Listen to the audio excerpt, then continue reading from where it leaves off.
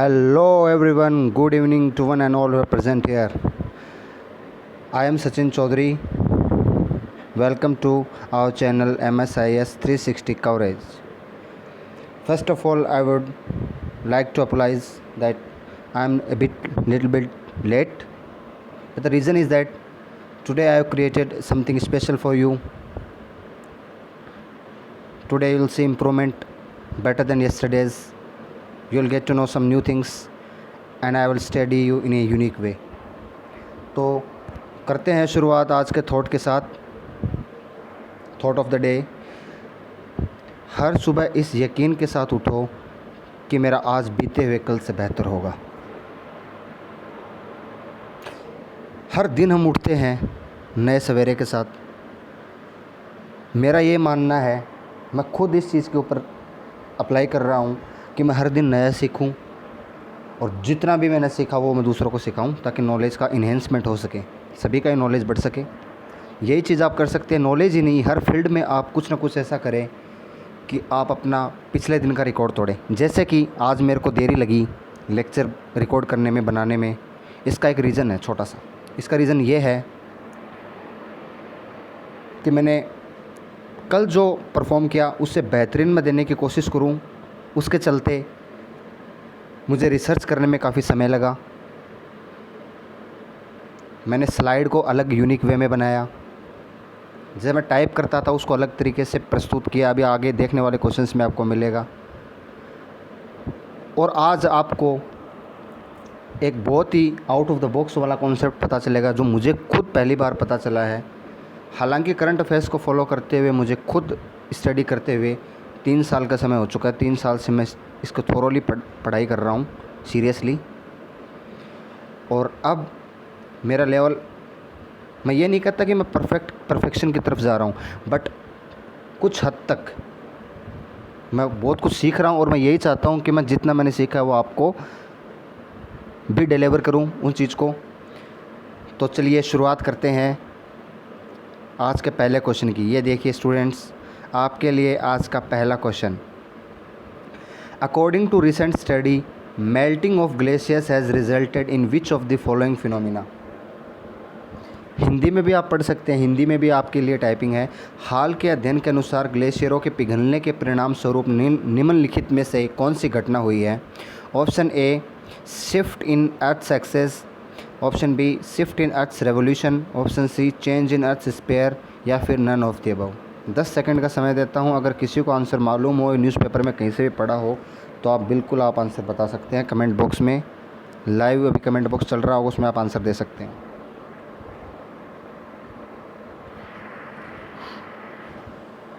चलिए, वक्त हो चला आंसर बताने का. तो ये जो क्वेश्चन है इसका आंसर होगा ऑप्शन ए. ऑप्शन ए इसका होगा answer, shift in earth axis. अब ये रिसेंट स्टडी हुई कहाँ है? ग्लेशियर्स के पिघलने की वजह से अर्थ की जो एक्सेस है उसमें शिफ्टिंग क्यों हो रही है, क्या क्या बदलाव आ रहा है, सारी चीज़ें आपको जानने को मिलेगी. लास्ट तक बने रहिएगा. देखिए स्टूडेंट्स, अगर आप मेरी क्लास देख रहे हैं तो मैं चाहता हूँ कि आप कंप्लीट देखें, बीच में से छोड़ के ना जाएं, क्योंकि फिर आपको ना तो कॉन्सेप्ट समझ में आएगा. फिर इससे अच्छा फिर आपने शुरुआत की, क्योंकि अगर शुरुआत करें तो उस चीज़ को पूरा कीजिए, मेरा ये मानना है. लीजिए, तो इस चीज़ को समझने के लिए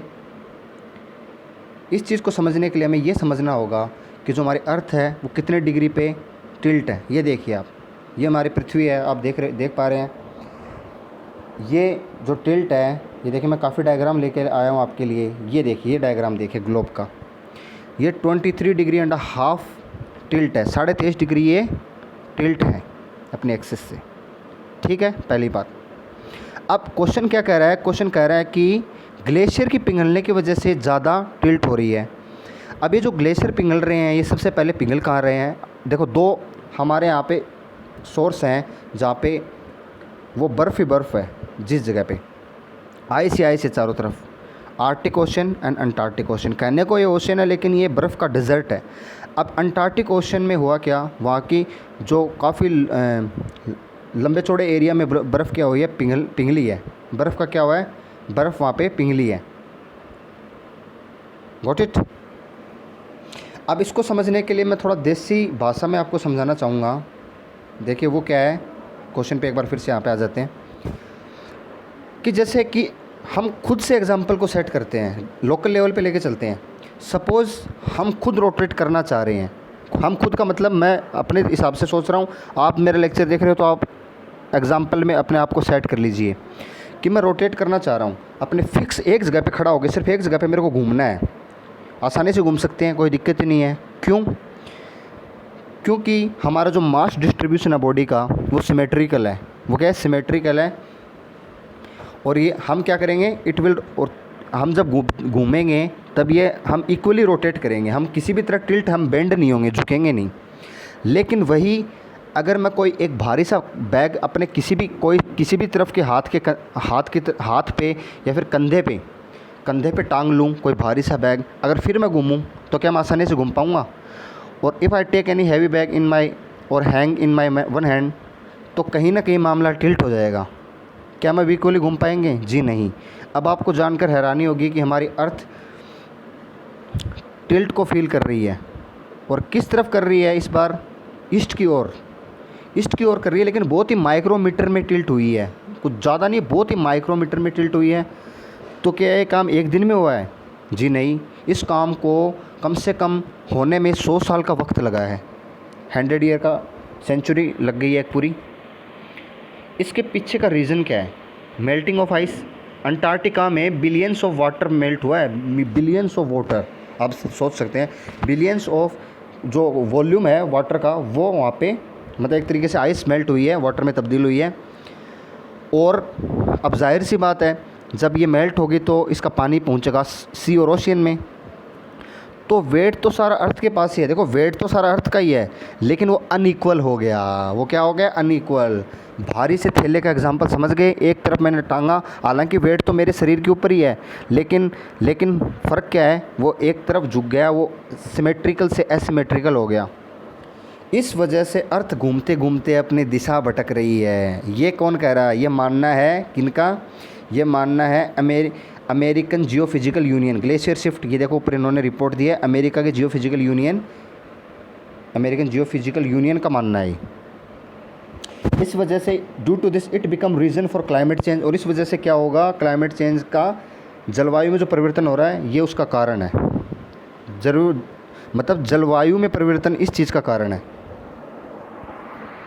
और साइंटिस्ट का तो ये भी मानना है कि इस वजह से अर्थ के ये दिशाहीन होने या फिर हल्का सा ईस्ट में टिल्ट होने की वजह से जो डे है उसकी लेंथ भी बढ़ रही है, लेकिन मिली सेकेंड में बढ़ रही है बच्चों। और 1 सेकंड में 1000 मिली सेकेंड होती हैं, लेकिन ये धीरे धीरे मिली सेकेंड होते होते कुछ समय ऐसा आएगा कि ये जो फ़र्क है ये ज़्यादा हो जाएगा। और एक रिसर्च के अनुसार एक फैक्ट है कि अर्थ शिफ्टिंग फ्रॉम नॉर्थ, अब अर्थ क्या कर रही है? नॉर्थ से ईस्ट की तरफ शिफ्ट हो रही है। देखो ये तो घूमने की, अर्थ वेस्ट टू ईस्ट घूमती है। अर्थ के घूमने के जो डायरेक्शन है वो कौन सी है? West to east. इसका मतलब क्लॉकवाइज या एंटी क्लॉकवाइज? बताइए फटाफट। Anti clockwise. अर्थ घूम रही है वेस्ट टू ईस्ट। तो अर्थ क्या कर रही है? हर साल ईच ईयर 10 सेंटीमीटर शिफ्ट हो रही है, ईस्ट की तरफ झुकती जा रही है। हर साल 10 सेंटीमीटर ईस्ट की तरफ अर्थ क्या कर रही है? झुकती जा रही है। तो इसका मतलब 100 साल की मैंने बात की, तो 100 साल में कितना होगा? कैलकुलेट कर लीजिए। 1 मीटर में 100 सेंटीमीटर होता है, तो 100 साल के हिसाब से उसको 10 से गुना करोगे तो फिर 10 से डिवाइड करके उस हिसाब से 10 मीटर आएगा। 100 साल में कितनी शिफ्ट हो रही है? 10 मीटर। तो साइंटिस्ट को कैसे पता चला? अब आपके दिमाग में क्वेश्चन आ रहा होगा।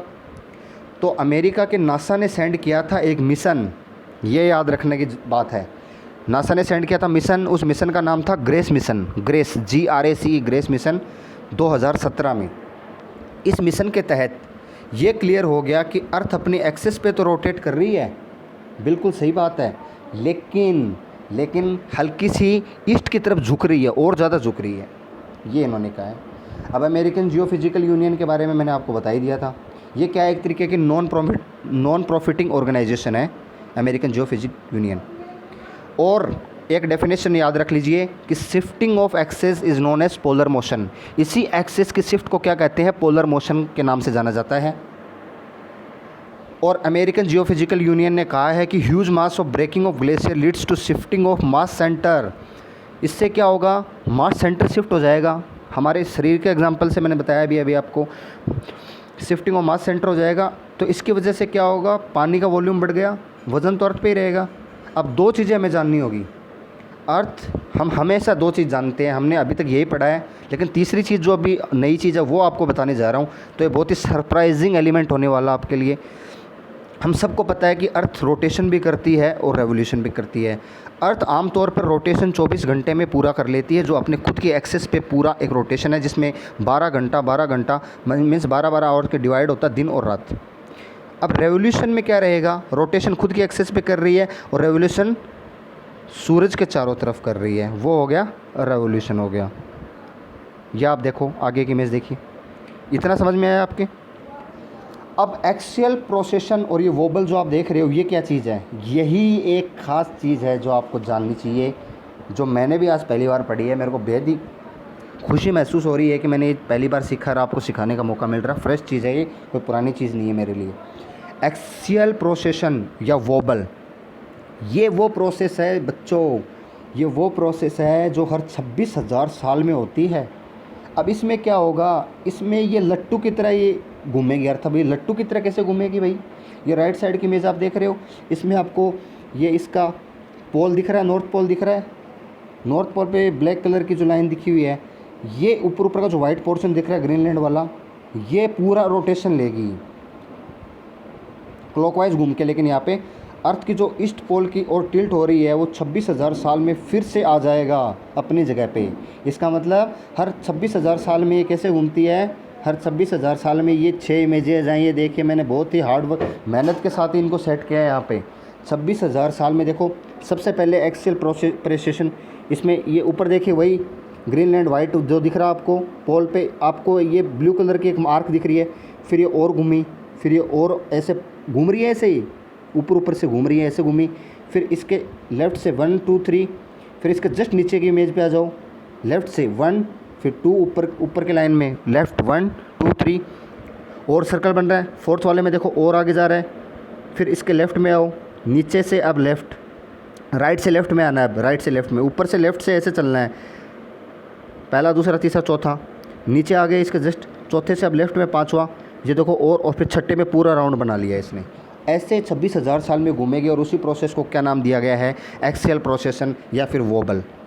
ये एक नहीं, बताइए मज़ा आया कि नहीं आया बच्चों, सीरियसली बताना। अगर आपको सच में अच्छा लगा तो आप लाइक कीजिए वीडियो को और ज़्यादा से ज़्यादा शेयर कीजिए, ताकि और लोगों को भी इस जानकारी की प्राप्ति हो। देखो, ज्ञान बांटने से बढ़ता है बच्चों। अब ये देखिए एक और इमेज आ गई है, इन आवर अर्थ। आप बिलीव नहीं करोगे, आज की स्लाइड, आज का जो पूरा लेक्चर बनाने में मेरे को 6 घंटे का वक्त लगा है। मैं कब से लगा हुआ हूँ, तब जाके इतनी मेहनत हार्ड वर्क के साथ मैंने बनाया आपके लिए। In our earth there is magnet that too in our outer core. देखिए, अब मैं थोड़ा मैग्नेट के बारे में बता देता हूँ, मैग्नेटिक फील्ड कैसे क्रिएट होती है हमारे अर्थ के चारों तरफ, वो आपको जान लेनी चाहिए। भी यहाँ पे भी एक नई चीज़ पता चलेगी कुछ बच्चों को। देखिए, हमारी जो पृथ्वी है उसमें 3 लेयर होती हैं, CMC से मैंने कैसे याद किया है, सबसे ऊपर होता है क्रस्ट, फिर मेंटल और सबसे नीचे होता है कोर। अब ये आउटर कोर होता है, इसमें भी इनर आउटर होता है। आउटर कोर में हमारे आयरन और निकल मिलते हैं। कौन से एलिमेंट मिलते हैं, आयरन और निकल पाए जाते हैं। Got it. और वो किससे फील्ड होते हैं, किससे भरे हुए होते हैं, मैग्नेटिक मेटल से। ये क्या है, इसको शॉर्ट में नीफे भी बोलते हैं, नीफे, NIFE नीफे। ये जो लेक्चर होने वाला है ये खासकर 9th क्लास के स्टूडेंट को समझ में आएगा। ये जो पहला क्वेश्चन है, बाकी तो और क्वेश्चन समझ में आते हैं, लेकिन मेरे जो लेक्चर रहते हैं 9th 10th 11th 12th से लेके ऊपर तक के बच्चों के सभी के लिए, तो खासकर 9th 10th 11th और 12th क्लास के जो बच्चे हैं उनको भी आप सेंड करें ये वीडियो, ज़्यादा से ज़्यादा आप शेयर कीजिएगा इसको। इतना, क्योंकि ये जो चीज़ें हैं ये आपके NCERT में दी हुई हैं, वो चीज़ें एसोसिएट करती हैं। तो मैग्नेटिक मेटल्स होते हैं, गॉट इट। अब होता क्या है, हमारे अर्थ के चारों तरफ इलेक्ट्रॉन्स तैरते हैं। क्या करते हैं, इलेक्ट्रॉन्स। अब होगा क्या, due to rotation of both earth and electron. अब अर्थ के अंदर मैग्नेटिक मेटल्स हैं, जैसे कि निकल एंड आयरन, और इस मैग्नेटिक मेटल की वजह से इलेक्ट्रॉन को अपनी तरफ ये क्या करेंगे, अट्रैक्ट करेंगे, उसको खींचे चले आएगा ये एक दूसरे के ड्यू टू। अब इस वजह से due to availability of iron inside earth magnetism engender, magnetism का जन्म होता है। मैग्नेटिज्म का जन्म तब कब होता है, जब अर्थ के आउटर कोर में पाए जाने वाला आयरन और निकल जब इसके चारों तरफ इलेक्ट्रॉन को अपनी केंद्र में इंक्लूड कर लेता है, उसको रोटेट कर रहा है, उसको अपनी तरफ उसको बांधे हुए है, उसी को मैग्नेटिज्म कहते हैं। अब ये जो डायग्राम है इसमें आप देख पा रहे हैं, वैसे जनरली होता क्या है, ऊपर नॉर्थ होना चाहिए, कुछ बच्चों के दिमाग में आ रहा होगा, वही मैं आपको समझाने चाह रहा हूँ। Magnet move from south to north. Magnet क्या करता है, कहाँ से कहाँ मूव करता है, साउथ टू नॉर्थ की तरफ मूव करता है। इस वजह से क्या होगा, मैग्नेटिक फ्लक्स बनेगा, इट क्रिएट मैग्नेटिक फ्लक्स। और आपने अगर कभी गौर किया हो, आपके मोबाइल में भी ये फैसिलिटी, आपके मोबाइल में कंपास होगा, जो आप कंपास को स्टार्ट करोगे तो वो बोलेगा आपको 8 जैसे स्ट्रक्चर बनाओ, ताकि वो मैग्नेटिक फ्लक्स जनरेट कर सके और उससे डायरेक्शन का पता चल सके। इसी को फ्लक्स कहते हैं। अब देखो 2 कॉन्सेप्ट इसमें से निकल के आएंगे। अर्थ को नॉर्थ और साउथ हम एक्सिस के बेसिस पे बोलते हैं। एक्सिस के बेसिस पे, जैसे हिसाब से अगर एक्सिस की बात कर रहे थे हम पहले, तो एक्सिस के बेसिस पे ये ऊपर वाला, ये देखो नॉर्थ दिख रहा है और नीचे वाला साउथ। यहाँ पे इस डायग्राम को देख लो, नॉर्थ पोल दिख रहा है, ऊपर की तरफ नॉर्थ है। लेकिन मैग्नेटिक में क्या रहता है, उल्टा रहता है। मैग्नेटिक में ऊपर को साउथ बोलते हैं, नीचे को नॉर्थ बोलते हैं, ये याद रखना है बस आपको। और साउथ से नॉर्थ में जाता है, ये देखो कैसे जा रहा है, साउथ से नॉर्थ में, फिर ये देखो आप नॉर्थ से नीचे, फिर ये वाइट कलर के जो डायरेक्शन दिख रही है, फिर वापस से घूम के ऐसे लूप बना रहा है, गोल गोल लूप बना रहा है। यही चीज़ है, इसमें और कुछ नहीं है। अर्थ टिल्ट हो रही है 23.5 डिग्री से ज़्यादा, हल्की सी ज़्यादा रहेगी। ये इस क्वेश्चन का पूरा कॉन्सेप्ट था। अब कुछ फैक्चुअल बातें मैं आपको बताने जा रहा हूँ। इन कंप्लीट वर्ल्ड में मैग्नेटिक नॉर्थ क्या करता है, कनाडा में है। मैग्नेटिक नॉर्थ कौन सी कंट्री में स्थित है, कनाडा। कनाडा कहाँ पे, अमेरिका के नीचे लोकेटेड है। मैग्नेटिक नॉर्थ कनाडा में है, ये नई चीज़ है। और अर्थ्स नॉर्थ, और हमारी वजह से जनरली अर्थ का नॉर्थ कहाँ माना जाता है, नॉर्थ मतलब एक्सिस के बेस के ऊपर, वही बताया एक्सिस नॉर्थ, तो एक्सिस के बेस के ऊपर ग्रीनलैंड माना जाएगा। लेकिन वही अगर मैग्नेटिक नॉर्थ कहेंगे तो कनाडा के रूप में कनाडा माना जाएगा उसको। और मैग्नेटिक साउथ की बात करेंगे तो साइबेरिया। तो मेरे ख्याल से इतनी इन्फॉर्मेशन काफ़ी है। अगर कुछ ज़्यादा हाई बता दूंगा और भी तो बाउंसर चला जाएगा आपके लिए बच्चों। हाँ, आपका एक बार लेवल बन जाएगा ना, बिल्कुल आप पहले से ब्राइट स्टूडेंट हैं, मुझे पूरा बिलीव आप पे, बट थोड़ा और आपका लेवल बन जाए तो और भी चीज़ें मैं आपको धीरे धीरे बताऊंगा आगे के लेक्चर में। ऐसे हमारा सिलसिला चलता रहेगा करंट अफेयर्स का। ये देखिए, अगर आप रियली मेरे वर्क को आप अप्रिशिएट करते हो तो इस वीडियो को लाइक और कमेंट ज़रूर करें, और जो होमवर्क के क्वेश्चन है उसको कर लें आप। तो अगर आप अप्रिशिएट नहीं भी करेंगे मुझे कोई फ़र्क नहीं पड़ता, नो प्रॉब्लम, बट आप होमवर्क के जो क्वेश्चन दे रहे हो, अगर सीरियसली आप लेक्चर देख रहे हो तो उसका आंसर ज़रूर दें। मैं इतना चाहता हूँ बस, चाहे वीडियो को भी लाइक मत करो बट उसका आंसर ज़रूर दो। वो बहुत का, जब मैं इतनी सारा मैटर बना रहा हूँ तो आपको सिर्फ 3 आंसर लिखने रहते हैं, उसमें टाइप करने रहते हैं कमेंट्स में। अब ये देखिए, ये 21.5 डिग्री टिल्ट, ये 3 डिग्री का डिफरेंस आ गया है इसमें। Incoming solar radiation from the sun, ये सारी चीज़ें मैं आपके लिए लेके आया हूँ। बढ़ते हैं अगले क्वेश्चन पे। Lag BaOmer, a religious festival which was recently news is celebrated by which country. अभी हिंदी में पढ़ लीजिए आप इस क्वेश्चन को। एक धार्मिक त्यौहार है ली बियोमर, जो हाल में खबरों में था, किस देश द्वारा मनाया जाता है। अब आप ये नहीं रहेगा कि हिंदी मीडियम के बच्चों को समझ में नहीं आएगा, हिंदी में भी मैटर लेके आया हूँ, हिंदी इंग्लिश दोनों बाईलिंगुअल हो गया अभी ये lecture. Option A Israel, option B Egypt, option C Jordan, या फिर ऑप्शन डी फ्रांस। 10 सेकंड का समय।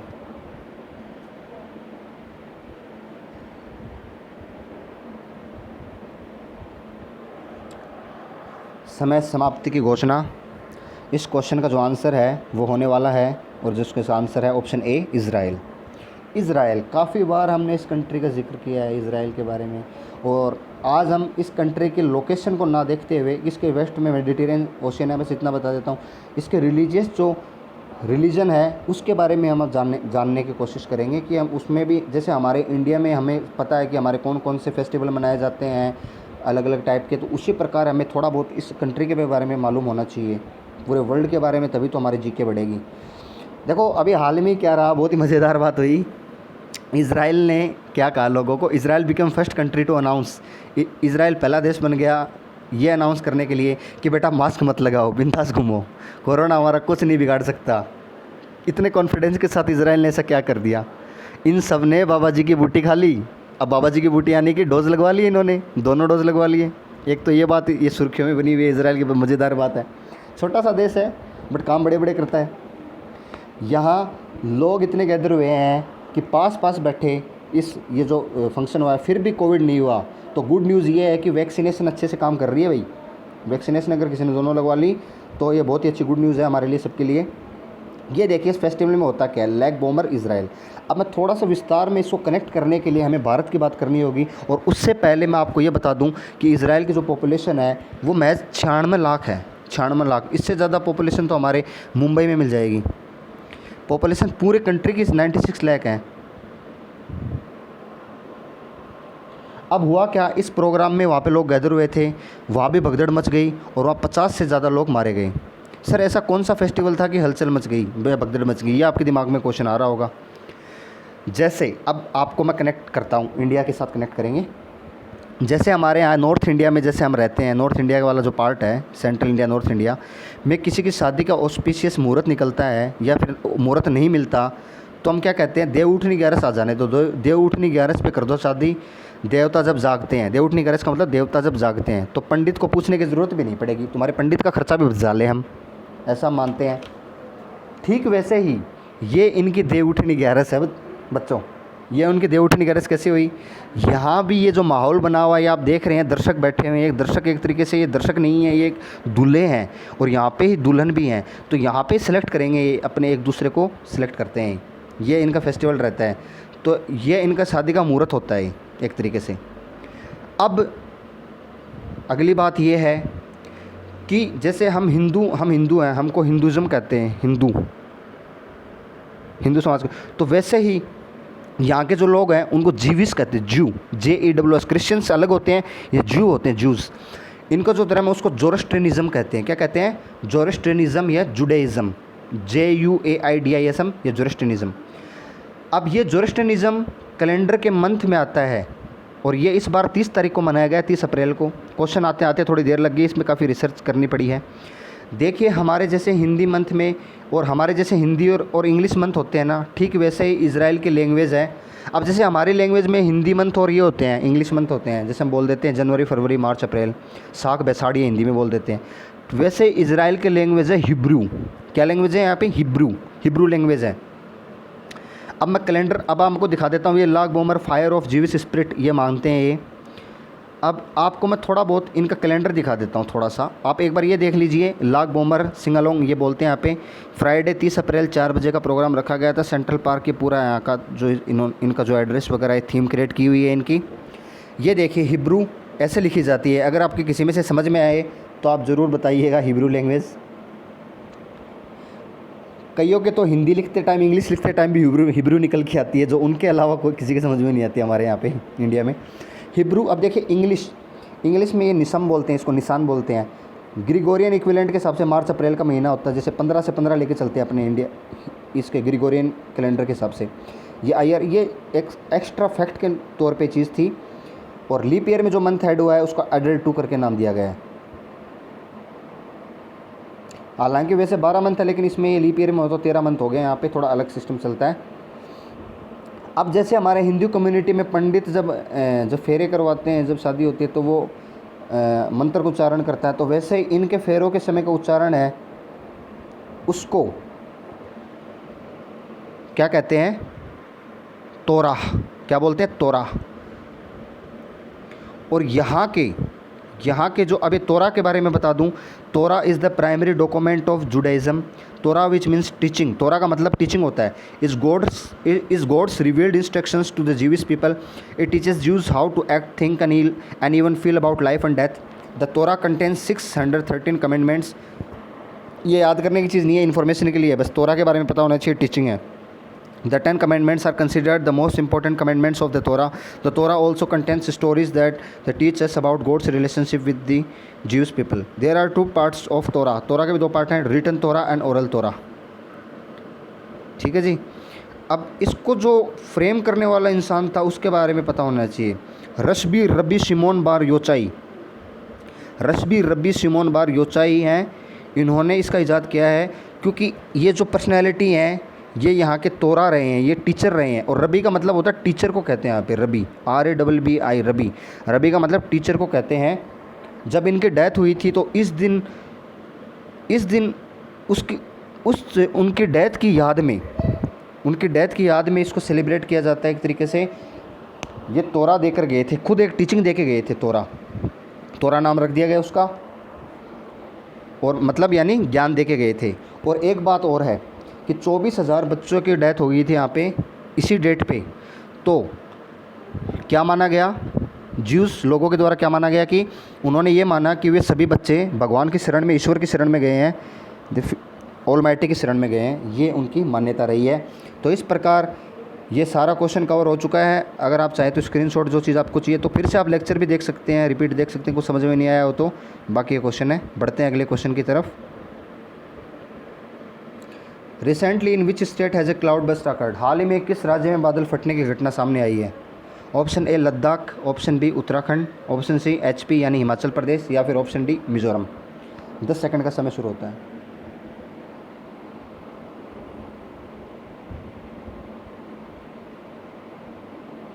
चलिए वक्त हो चला आंसर बताने का। इस क्वेश्चन का आंसर होने वाला है, इस क्वेश्चन का आंसर है Uttarakhand, option B.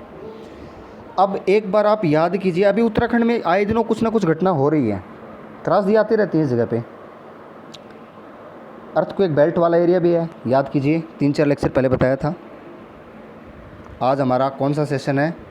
8th session है इसका। 28 तारीख को हमने शुरुआत की थी करंट अफेयर की, और 8वां सेशन है, और इसमें 4th या 5th लेक्चर में मैंने आपको बताया था। याद कीजिए 2013 की, 2013 में बादल फटा था उत्तराखंड में। केदारनाथ की घटना याद आ रही है आपको कुछ?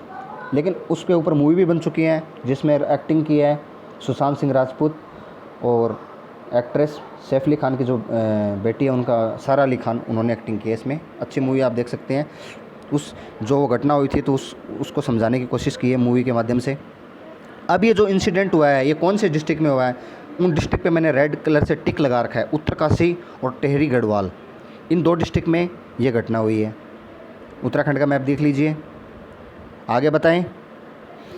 अब बरसात और क्लाउड बर्स्ट में क्या फ़र्क होता है? ये देखिए सीन है रेन का, रेन होती है नॉर्मली, और ये क्लाउड बर्स्ट का फ़र्क होता है। ये देखिए ऐसा लग रहा है जैसे पानी की बाल्टी उड़ेल दी हो। इसीलिए मैंने इंग्लिश के भी एक ईडियम में आपको बताया था, जब क्लाउड बर्स्ट होता है, बहुत भारी बरसात कम समय में जब होती है, उसको बकेटिंग ऑफ रेन भी कहते हैं। नॉर्मल जो बारिश होती है, नॉर्मल बारिश पूरे दिन में 10 mm होती है, 10 मिलीमीटर, लेकिन क्लाउड बर्स्ट के टाइम पे 100 मिलीमीटर 1 घंटे में, 100 मिलीमीटर से भी ज़्यादा, बिलीव नहीं करोगे, 1 घंटे में 100 मिलीमीटर से ज़्यादा बारिश हो जाती है। अब दिमाग में क्वेश्चन ये देखिए 2013 का जो सीन है, केदारनाथ की त्रासदी का सीन है। उस समय इतने लोग हैं, इतने घर, 2052 घर तो वाइप आउट हो गए थे, 147 ब्रिज कोलैप्स हो गए थे, और 1307 रोड डिस्ट्रॉय हो गई थी, और अनगिनत पता नहीं कितने लोग मौत की गाल में समा गए थे। अब क्लाउड बर्स्ट होता कैसे है, ये डायग्राम है, इस डायग्राम के माध्यम से मैं आपको समझाऊंगा। देखिए ये ओशन दिख रहा है आपको, सॉल्ट वाटर इंट्रूजन इधर से दिख रहा है आपको। होता क्या है, धूप ऊपर से गिर रही है, धूप गिरेगी समुद्र के ऊपर, पानी को समुद्र के ऊपर वाले लेयर को करेगी गर्म। जब समुद्र के ऊपर वाली लेयर होगी गर्म तो पानी होगा इवोपरेट, और यही इवोपरेट होकर पानी एक्यूमुलेट होगा, कंडेंस होकर बादलों के रूप में ऊपर जाके एक्यूमुलेट होगा। इतना सभी के समझ में आ गया होगा। एक कॉन्सेप्ट और इसमें बता देना चाहता हूँ कि जब हम ऊपर एलिवेशन हाइट की तरफ जाते हैं तो 167 मीटर, जब 167 मीटर हम ईच 167 मीटर पे 1 डिग्री सेल्सियस कम होता है टेम्परेचर। 1 डिग्री सेल्सियस टेम्परेचर क्या होता है? कम होता है। लेकिन ये ट्रोपोस्फेयर तक की कहानी है, और जब भी वेदरिक कंडीशंस होती है वो ट्रोपोस्फेयर में होती है। एरोप्लेन उड़ती है स्ट्रेटोस्फेयर में, 18 से 21 किलोमीटर तक की दूरी पे एरोप्लेन उड़ती है। जो ट्रोपोस्फेयर होता है, ये काफ़ी बार मैं 11th और 12th क्लास के बच्चों को पढ़ा चुका हूँ, नॉर्मल सी चीज़ है।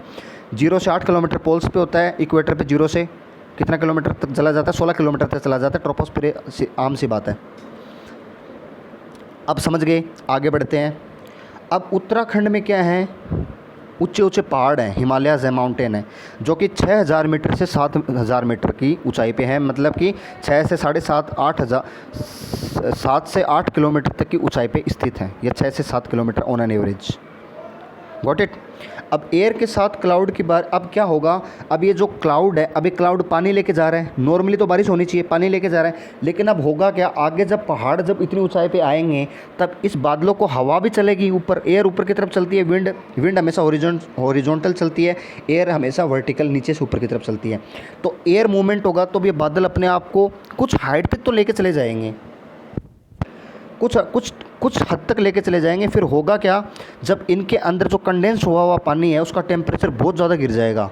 जब बहुत ज़्यादा टेम्परेचर गिर जाएगा तो ये क्या होगा, ये बादल बहुत ज़्यादा भारी हो जाएगा। जब भारी होने के कारण इनकी हाइट ज़्यादा नहीं पकड़ेगी। जब ये ज़्यादा हाइट पे नहीं पकड़ेंगे तो बताओ, हवा के साथ तो चल ही रहे हैं, तो बताओ एक बात बताइए मेरे को, विंड के साथ ये हॉरिजॉन्टल चल रहे हैं और एयर के साथ ये वर्टिकल चल रहे हैं, तो बताइए आगे ये बादल पहाड़ के साथ टकराएंगे, जाहिर सी बात है। तो जैसे पहाड़ के साथ टकराएंगे तो एक तरीके से फट जाएंगे। इसका एग्जांपल आप ऐसे समझ सकते हैं, जैसे हमारे हाथ में प्लास्टिक की एक थैली है, उसमें हमने पानी डाल लिया, उसमें छोटे छोटे छेद कर दो, वो तो होगी बारिश। और अगर वो थैली आपके हाथ से छूट जाए तो एकदम से सारा पानी गिर जाएगा। ठीक वैसे ही बादल फटते हैं, बादल ऐसे बस्ट होते हैं, क्लाउड बस्ट, ये होती है क्लाउड बस्टिंग। मैं उम्मीद करता हूँ कि कॉन्सेप्ट आपको सबको समझ में आ गया है। ये रीज़न है बादल के फटने का। बढ़ते हैं अगले क्वेश्चन पे, और अगले क्वेश्चन से बढ़ने से पहले कुछ और चीज़ें आप जान लीजिए कि why are hilly areas more prone to cloud burst. The topographical conditions like steep hills favour the formation of this clouds and also the devastations, मतलब तबाही, डिवास्टेशन का मतलब होता है तबाही, कैटास्ट्रोफिक एलिमेंट होता है। As water flowing down the steep slopes bring debris, ये डेरीज है, boulders and uprooted trees with great velocity damaging any structure that comes in their way. फिर ये जब इतने एक साथ जब इतना पानी गिरता है ना, ऐसा लगता है जैसे बाल्टी से पानी गिर रहा है, तो वो डिवास्टेशन लेके आएगा। इतना प्रेशर की चीज़ें कैसे झेल पाएंगी, तो उस वजह से तबाही आती है। अब ये क्या क्या तबाह करता है, इनकी वजह से फ्लड आती है, बाढ़ आती है। कॉज ह्यूज डिस्ट्रक्शन, बहुत भारी नुकसान होता है। कॉज डिफॉरेस्टेशन, डिस्ट्रॉय वेजिटेशन और लॉस ऑफ ह्यूमन लाइफ, ये आप देख सकते हैं। बढ़ते हैं अगले क्वेश्चन की तरफ। बोलो मज़ा आ रहा कि नहीं आ रहा। Question number 4, every year millions of olive ridley turtle nest near the mouth of which of the following river. निम्नलिखित में से किस नदी किनारे के पास हर साल लाखों ओलिव रिडली टर्टल का घोंसला होता है। Option A Mandovi river, option B Krishna river, option C Rushikulya और ऑप्शन डी कुआखाई रिवर। अब 10 सेकंड का समय देता हूँ, आंसर बताएंगे आपको बाद में।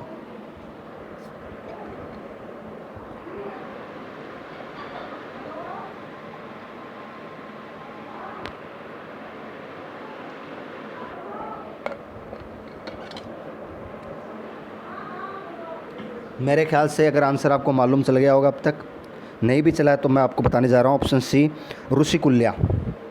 अब देखो जो मांडवी रिवर है ये तो वैसे भी गोवा में है,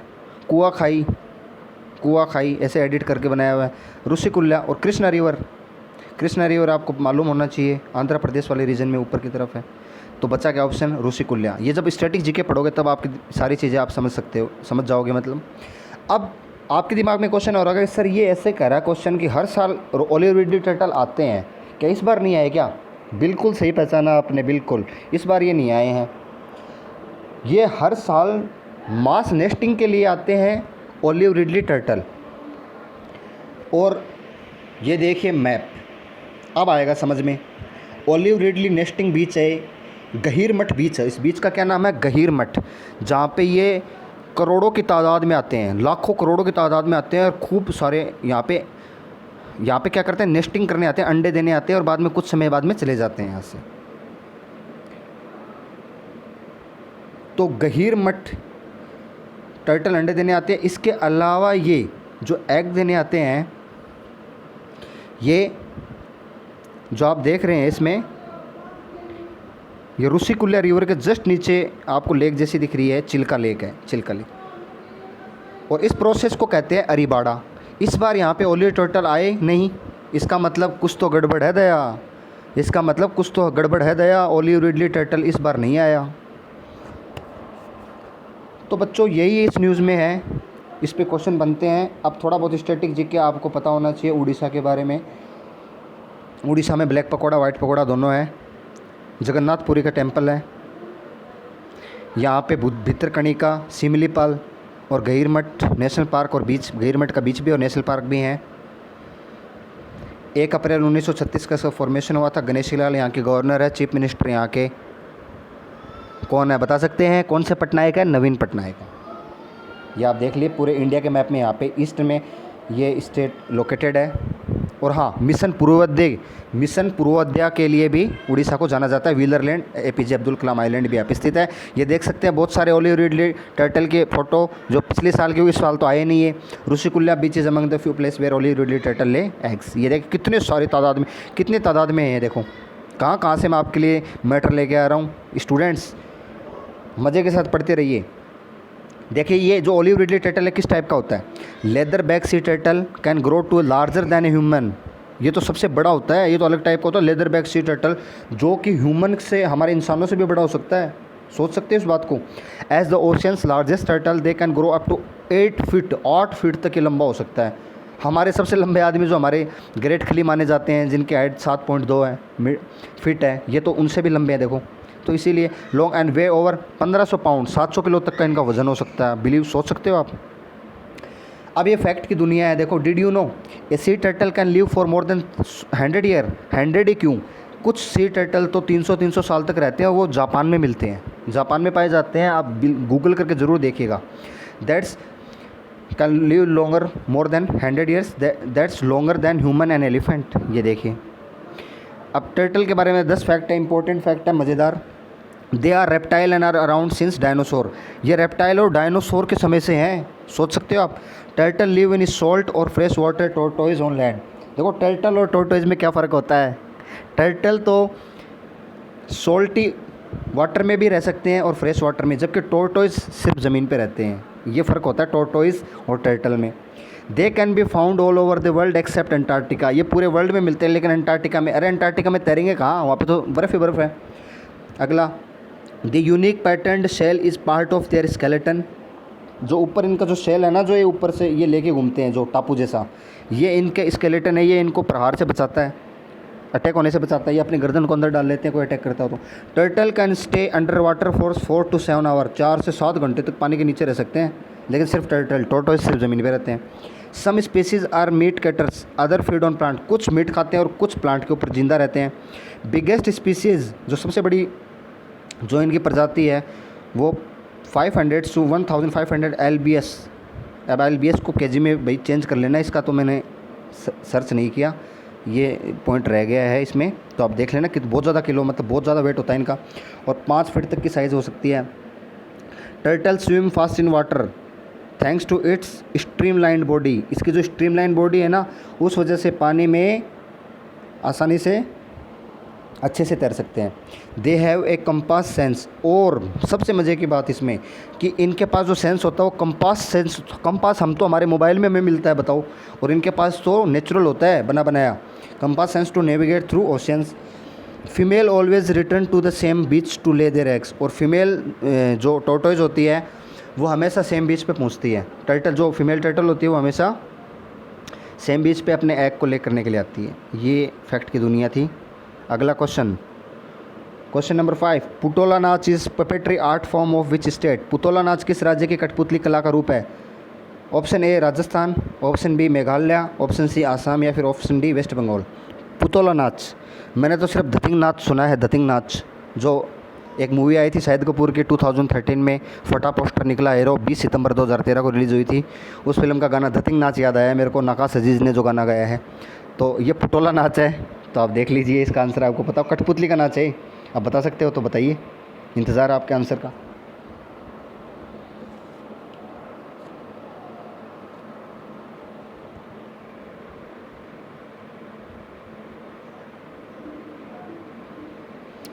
जी, इस क्वेश्चन का जो आंसर होगा वो ऑप्शन सी आसाम होने वाला है। आसाम इसका आंसर है।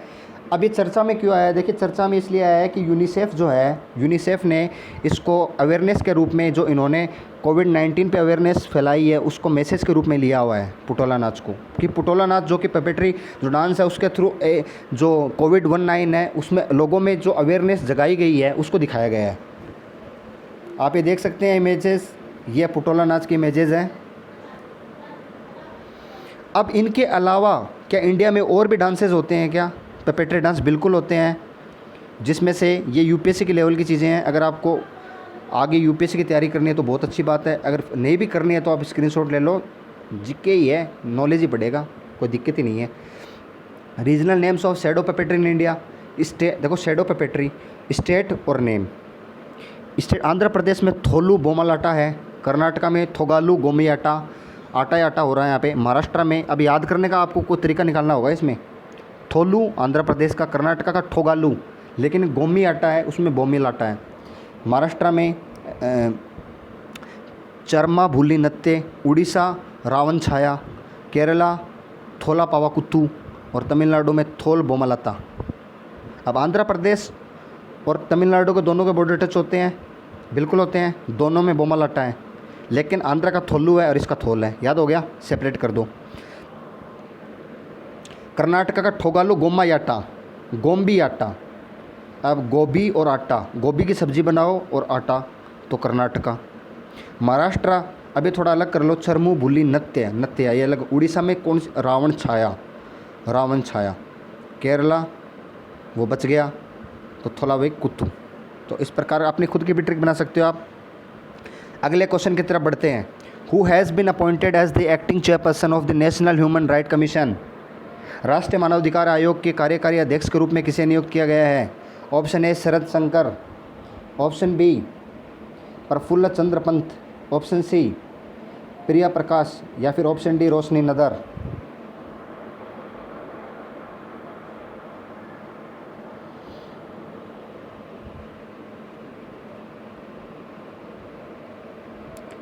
आंसर आपको बताने जा रहा हूँ। इस क्वेश्चन का समय हो चुका है आंसर बताने का। चलो आप कमेंट कर सकते हैं अगर आपको मालूम हो। चलिए, इस क्वेश्चन का जो आंसर है ऑप्शन बी प्रफुल्ल चंद्र पंत होने वाला है, पीसी पंत जिसको शॉर्ट में कहते हैं, जस्टिस पीसी पंत। अब सबसे पहले क्वेश्चन आपको, जैसे कि हर बार मैं पूछता हूँ कि ये किस टाइप की बॉडी है, ये हमें कोई भी ऑर्गेनाइजेशन आती है हम बॉडी की बात करते हैं किस टाइप की है।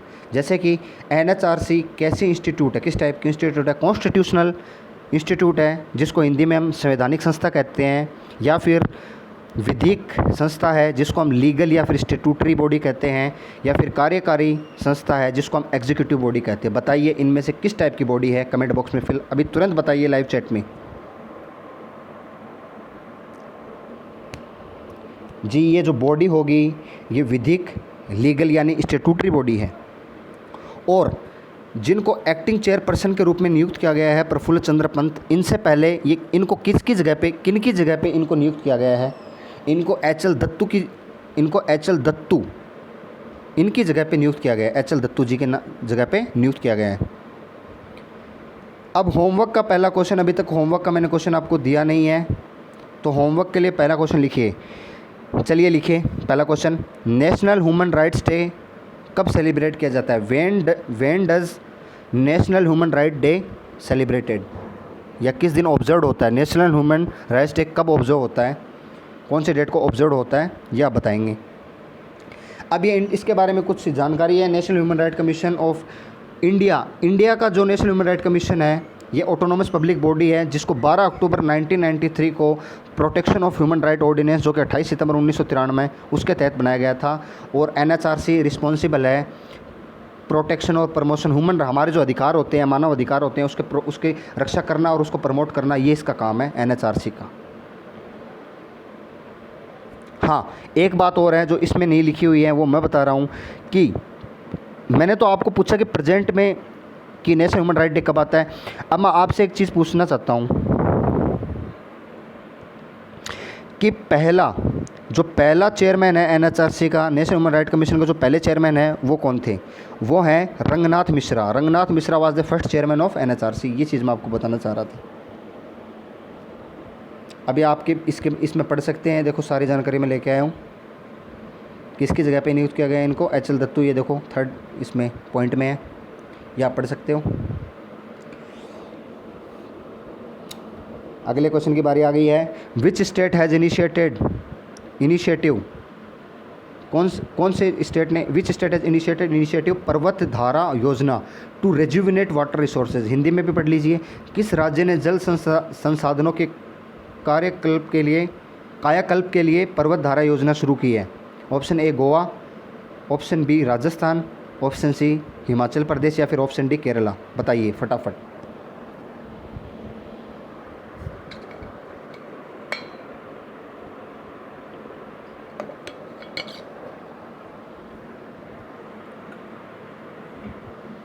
जी वक्त हो चला है इस क्वेश्चन के आंसर को रिवील करने का। अच्छा, रिवील करने से पहले एलिमिनेशन वाला मेथड एक बार फिर से बताऊं? चलिए देखिए, पर्वत धारा योजना है। अब पर्वत आ रहा है, पहाड़, राजस्थान में बहुत पहाड़ तो ऐसी बात नहीं, अरावली भी है, लेकिन क्या अपने इतना पानी है कि उसको फिर से अपन उसको पर्वत धारा योजना दे?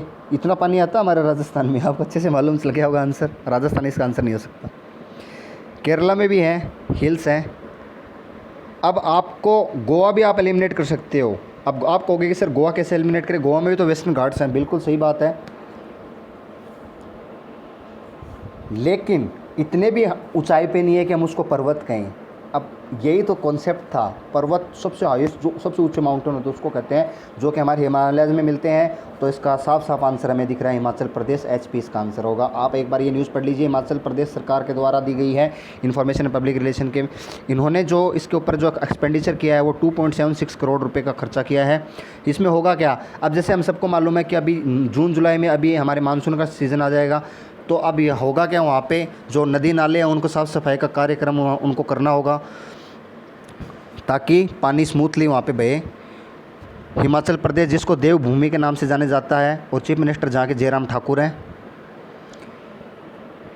तो इन दिनों नदियों नाले की सफाई शुरू हो जाती है, और वाटर रिसोर्सेज और रिचार्जेबल्स, ताकि सही से फिल कर सकें। ये एक बार रीड कर लीजिए आप। इस स्कीम को इम्प्लीमेंट किया फॉरेस्ट डिपार्टमेंट के द्वारा। खर्चा इस पे 20 करोड़ का आएगा, टोटल लागत इस पे आएगी। हिंदी में भी पढ़ लीजिए। तब तक मैं आपके लिए थीम क्रिएट कर लेता हूँ हिमाचल प्रदेश के बारे में, हाल ही में न्यूज़ में क्यों है।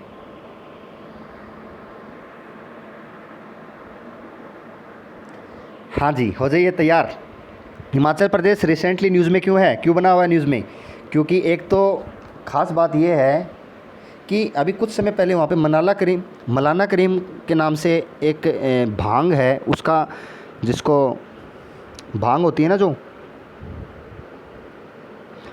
अब उसको इंग्लिश में क्या कहते हैं अभी मेरे दिमाग में निकल गया, चरस गांजे टाइप का ये भांग होती है। मलाना करीम मनाली में मिलती है। वो चर्चा में रही है क्योंकि वहाँ की जो गवर्नमेंट है उसको रेगुलेट करना चाहती है। दूसरी बात ये हिमाचल प्रदेश के बारे में ख़ास कि हिमाचल प्रदेश में पेपरलेस बजट को जारी किया गया है, पेपरलेस बजट जारी हुआ है। अब पोंग लेक के बारे में भी बात हुई है कि पोंग लेक, उसके पास बर्ड सेंचुरी है, और वो बर्ड सेंचुरी फ्लू की वजह से चर्चा में रही है कि वहाँ फ्लू की वजह से काफ़ी बर्ड वहाँ पे डाई कर गई है, काफ़ी बर्ड मर चुकी हैं वहाँ पे। और ठीक वैसे राजस्थान में भी कौन से लेक है जहाँ पे कुछ दिनों पहले काफ़ी पक्षी मर गए थे, सांबर लेक के पास में, सांबर लेक की घटना है, वहाँ पे भी बर्ड फ्लू की घटना हुई थी। अब वहाँ की एक जो नदी है ब्यास नदी, उस पर 2 डैम बने हुए। ब्यास नदी पे 2 बांध निर्मित हैं, जिनमें से एक का नाम पोंग है और दूसरे का नाम पंडोवो है। तो Beas river meet with Sutlej river. तो ब्यास रिवर क्या करती है, सतलुज रिवर के साथ जब मीट करती है, जब मिलती है, उसमें एक तरीके से इसकी ट्रिब्यूटरी बनती है। तो जहाँ से मिलती है वहीं से इंदिरा गांधी कैनाल, जो कि राजस्थान में भेजी जाती है हरी के बैराज की मदद से। हिमाचल प्रदेश बना था पंजाब से टूट के, बिल्कुल सही सुना आपने, पंजाब से टूट के हिमाचल प्रदेश बना था। यहाँ लाहौल स्पीति में एक नेशनल पार्क पाया जाता है, जहाँ पे हिमालय नेशनल पार्क है, वहाँ पे वाइट स्नो लेपर्ड पाया जाता है। हिमालय नेशनल पार्क कुल्लू में फाउंड होता है। कुल्लू और मनाली वाला रास्ता है, उससे ऊपर रोहतांग पास आता है। वही रोहतांग पास जहाँ पे अटल टनल बनी हुई है, जिसका कंस्ट्रक्शन हुआ है, वही अटल टनल जो कि 3000 मीटर की एलिवेशन हाइट पे है, जो दुनिया की सबसे बड़ी टनल कहलाती है, जो कि 9.02 किलोमीटर लॉन्ग डिस्टेंस है, इतनी लंबी है। उस टनल का कंस्ट्रक्शन BRO ने किया है। वही BRO जिसका फॉर्मेशन 7 मई 1960 को हुआ था, और जिसका जिक्र हमने कल भी किया था। BRO को फॉर्मेशन हुआ था, वही BRO जिसका सवाल आगे आने वाला है। इसके बारे में कुछ ना कुछ हम जिक्र ज़रूर करेंगे। और वैसे हमने कल इसका जिक्र कर लिया था BRO के बारे में, बॉर्डर रोड ऑर्गेनाइजेशन। ये कौन सी मिनिस्ट्री के थ्रू आती है? हाँ, आज का क्वेश्चन मैं थोड़ा रिवाइज करवा देता हूँ आपका। दूसरा क्वेश्चन आज का दूसरा क्वेश्चन ये है कि बॉर्डर रोड ऑर्गेनाइजेशन कौन सी मिनिस्ट्री के अंडर आती है, ये आप बताएंगे। बॉर्डर रोड ऑर्गेनाइजेशन BRO कौन सी मिनिस्ट्री के अंडर आती है, ये आप पढ़ लीजिए, ये सारी जानकारी है। तीसरा क्वेश्चन लिखिए, बैक टू बैक तीसरा क्वेश्चन आज का होमवर्क का, जो आप इसी वीडियो के कमेंट बॉक्स में लिखेंगे। तीसरा क्वेश्चन, हिमाचल प्रदेश के कौन कौन से स्टेट बॉर्डर, या आप हिंदी में समझ लो, इंग्लिश में लिख देना, या रफ कॉपी में लिख के बैठ जाओ, आप लेके बैठ जाओ। हिमाचल प्रदेश कौन कौन से अपने स्टेट बॉर्डर के साथ टच करता है और कौन से ना इंटरनेशनल बॉर्डर जो दूसरी कंट्री का बॉर्डर है वो टच करते हैं, उनके नाम लिखेंगे आप। यहाँ देख लीजिए, recently who has been appointed as the 4th deputy governor of RBI। हाल में ही RBI के चौथे डिप्टी गवर्नर के रूप में किसे नियुक्त किया गया है? Option A T Ravishankar, option B Rohini Godbole, option C Priya Prakash, या फिर ऑप्शन डी रोशनी नादार। बताइए इस क्वेश्चन का आंसर।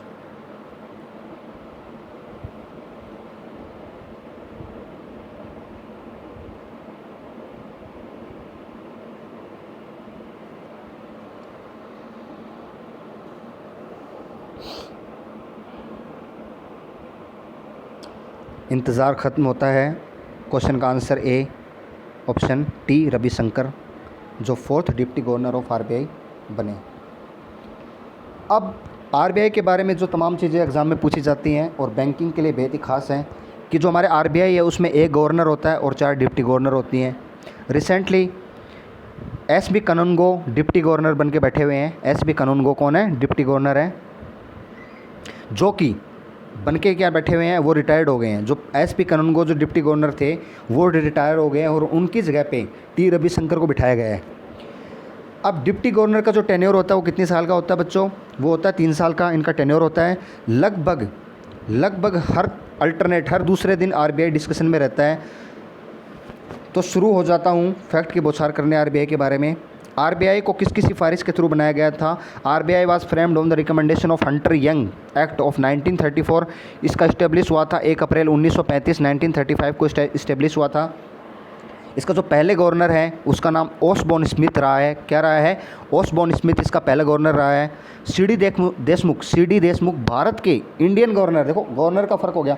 ब्रिटिश गवर्नर तो ओसबोर्न स्मिथ जो 1947 से पहले बन गया होगा, 1935 में ओसबोर्न स्मिथ। लेकिन अगर हम बात करें कि भारत का पहला इंडियन गवर्नर, तो वो CD देशमुख है। अब आप क्वेश्चन ये बताइए, 4th क्वेश्चन लिखिए होमवर्क का 4th क्वेश्चन लिखिए कि who is present governor of RBI।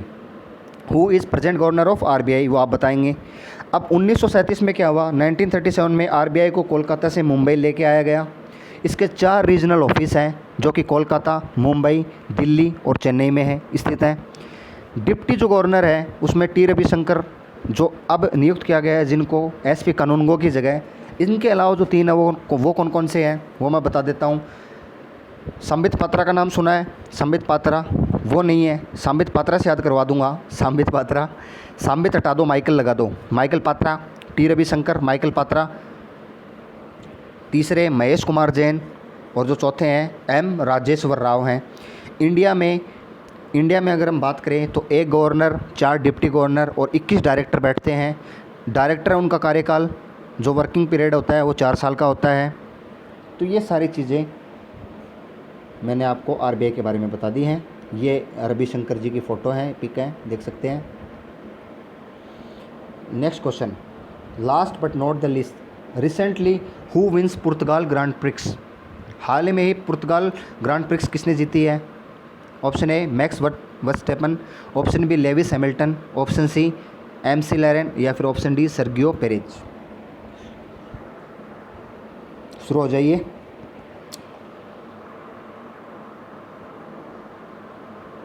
इसके जो विनर हैं वो ऑप्शन बी लेविस हैमिल्टन रहे हैं। आप बिलीव नहीं करोगे, 90% जितने भी जो ग्रांड प्रिक्स होती है उसके विनर लेविस हैमिल्टन ही निकलते हैं। इतने परफेक्ट आदमी हो चुके हैं आज के टाइम पे। जैसे हमारे बॉलीवुड के आमिर खान मानते हैं ना, ये इनके आमिर खान है। पोर्तुगीज़ ग्रांड प्रिक्स के इस बार ये विनर रहे हैं। F फार्मूला 1 कार रेस के ये खिलाड़ी हैं तगड़े। अब इंडिया में अगर हम बात करें, इंडिया में भी कोई खिलाड़ी जाना माना जाता है क्या? बिल्कुल। इंडिया में F1 कार रेस के 2 खिलाड़ी बहुत ही प्रसिद्ध हैं, जिनका एमिनेंट है, जो कि सबसे पहला नारायण कार्तिकेयन और करण चंडोक। ये पार्टिसिपेट करते हैं। फार्मूला 1 कार रेस 1950 से 1950 से चला आ रहा है।